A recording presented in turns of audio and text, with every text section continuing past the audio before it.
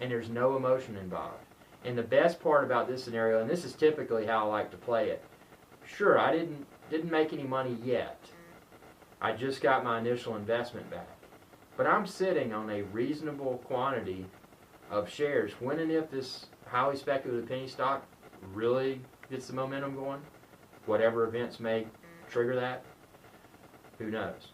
But if it does, I'm sitting on those free shares. So then I hit the next step of what I established earlier, because in my due diligence phase, all that I did was determine my initial exit plan. And that was, my break-even point, which in this scenario was selling a little bit over 5 million shares. But now I've got to determine, of those 5 million free shares that I have, that I'm holding, what I want to do with that. So I'm going to sit back down and I'm going to determine, do I want to sell some? Do I want to sell all? Where do I want this thing to run to before I sell any?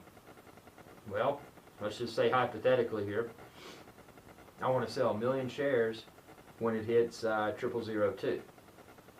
Okay, so it hits .002 on the bid side of the fence. I've made a profit there, but I'm still sitting on 4 million shares.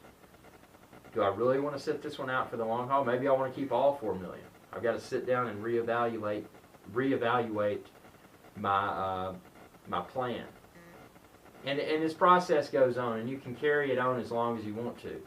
And everybody's got their own trading styles, but this is just how I like to do it. I like to recoup my initial investment quickly in. I like to ride freebies and sell a portion of those freebies when it significantly increases in price per share. And then I want to ride a significant amount of those freebies for the long haul. I mean, who knows? These things, and it happens. Plenty of stocks I've been involved with run from the 000 range up to as high as 30 or 40 cents. It's not unheard of. But by riding these freebie shares, those freebie shares, in this example, you have around 5 million that you're holding.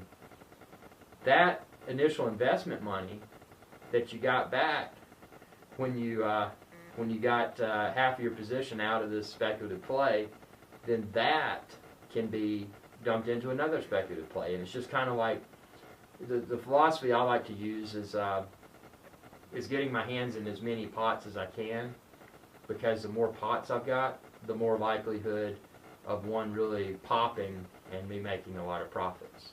So that's the game I like to play, and this is how I take the emotion out of it. Like it or not, I don't know. Everybody's subject to their own opinion. And thanks for watching, though, and feel free to check out my other stock market videos. If you have any questions or comments, I'd love to hear them. And again, as always, none of my videos are considered recommendation to buy or sell a security. I'm posting this purely for entertainment purposes, and it's just what it is. Thanks for tuning in. Have a good one.